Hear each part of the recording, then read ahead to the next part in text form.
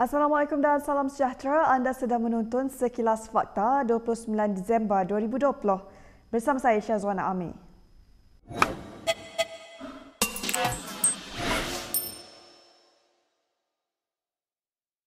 Jika UMNO akhirnya terpaksa membawa haluan sendiri menjelang pilihan raya umum PRU ke-15 nanti, perkara itu bukan satu masalah. Perkara itu dinyatakan oleh pengerusi Lembaga Penasihat UMNO Tengku Razali Hamzah dalam wawancara bersama Malaysia Kini. Boleh tak UMNO ini bergerak atau membawa haluan sendiri tanpa PAS dan SAKA? Mengapa tidak? Kita biasanya bergerak sendiri atas dasar yang ditentukan oleh Barisan Nasional. Dan segala bentuk tindakan kita merupakan bentuk berkebangsaan. Dengan sikap PAS yang semakin dilihat menyebelahi Bersatu berbanding UMNO, Ahli Parlimen Gua Musang itu mengakui ia mungkin boleh menjejaskan peluang UMNO untuk kembali mengetuai kerajaan pusat. Kena ingat, sebelum ini pun kita tak bergantung kepada dia orang. Kita bertanding ataupun menghadapi pilihan raya sebagai Barisan Nasional. Dan di banyak kawasan Melayu, kita menghadapi musuh kita, tradisinya ialah PAS. Dan kita menang. Kita menang banyak kursi. Kalau di sebelah selatan, sebelah tengah Malaysia ni, kita menang. Pantai Barat pun kita menang. Namun sama ada UMNO akan bekerjasama dengan PAS dalam Muafakat Nasional atau bersama Bersatu menjelang PRU ke-15 adalah hal yang masih belum dimuktamadkan. Jadi pada masa ini kita serah kepada pemimpin untuk menentukannya.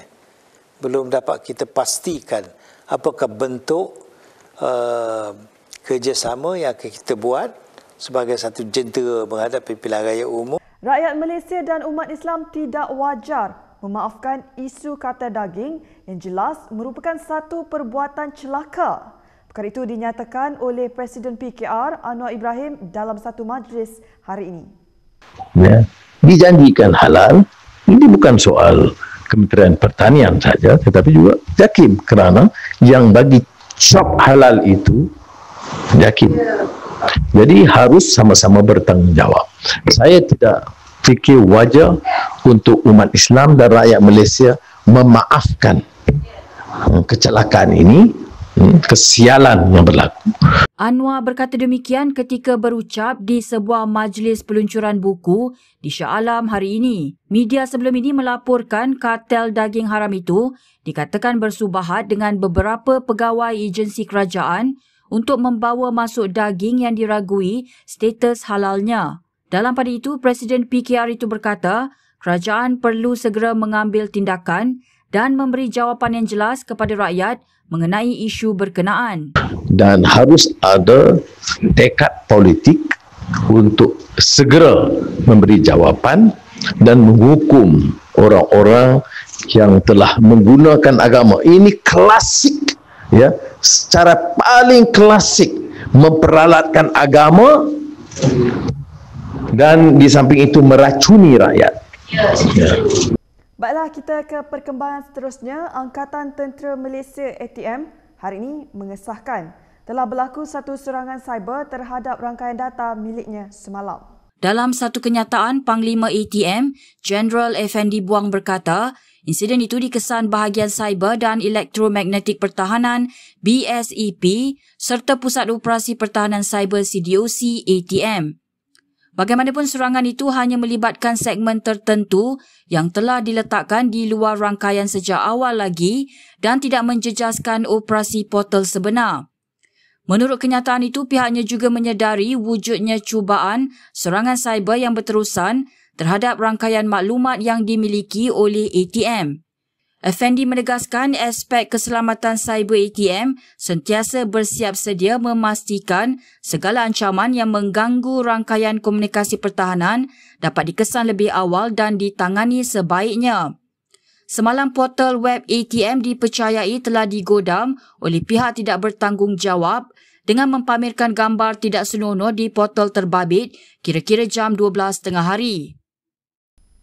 Kes COVID-19 di Malaysia kekal 4 angka apabila 1,925 kes baharu dan 2 lagi kematian diumumkan hari ini. Daripada jumlah itu, 1,915 merupakan kes tempatan dan 10 lagi kes import.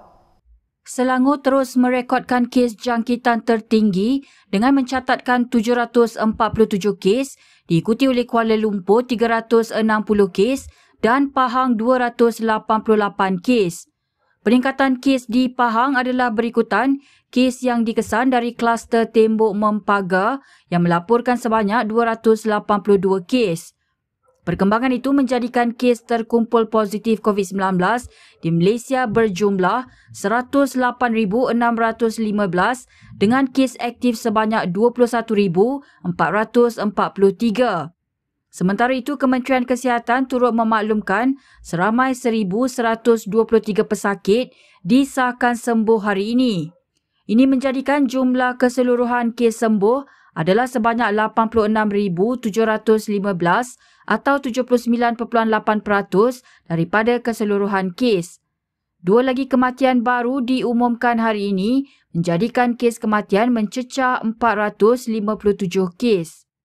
Adun Bukit Gasing Rajiv Rishakaran menggesa kerajaan untuk menggunakan pengangkutan awam bagi membawa pesakit COVID-19 ke hospital.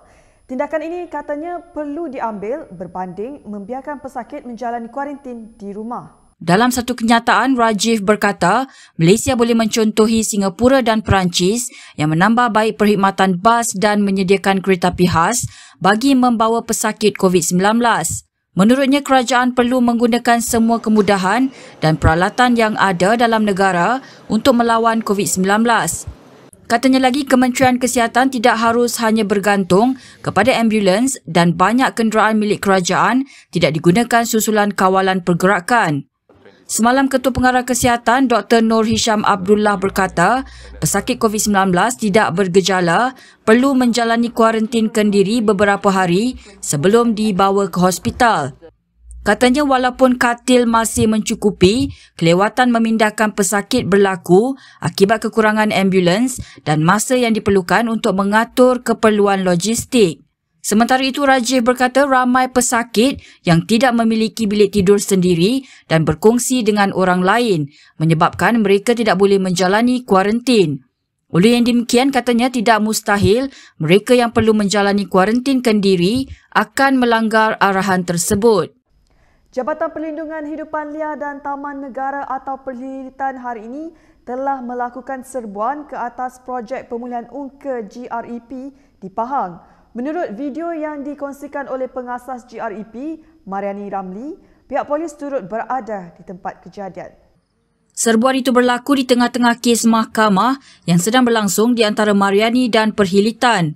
Bercakap kepada Malaysia Kini, Mariani berkata sekumpulan pegawai Perhilitan tiba kira-kira jam 8 pagi dan mengatakan akan merampas 6 daripada 15 ungka di tempat perlindungan tersebut. Alasan yang diberikan Perhilitan adalah keputusan mahkamah baru-baru ini menetapkan Mariani tidak mempunyai izin untuk menjaga haiwan tersebut. Setakat ini, para pegawai telah berjaya menangkap 3 ekor ungka. Pegawai Mariani, Jessica Binwani, menjelaskan anak guamnya telah membawa Perhilitan ke mahkamah atas tuntutan pemecatan tidak adil pada tahun 2016. Bekas Ranger Perhilitan itu mencabar pemecatannya dan juga arahan Perhilitan agar mengembalikan 6 ekor ungka yang diletakkan di bawah jagaannya ketika bekerja di jabatan tersebut. Ketika dihubungi, Pengarah Perhilitan Semenanjung Malaysia, Abu Kadir Abu Hashim menjelaskan jabatan itu mempunyai kuasa untuk melakukan serbuan dan pegawainya bertindak sesuai dengan perintah mahkamah. Baiklah, sekian sahaja daripada saya, Syazwana Amir untuk Sekilas Fakta. Untuk lebih banyak berita, anda boleh melayari kinitv.com. Anda juga boleh mengikuti kami di Instagram, Twitter, YouTube dan Facebook. Salam hormat dan jumpa lagi.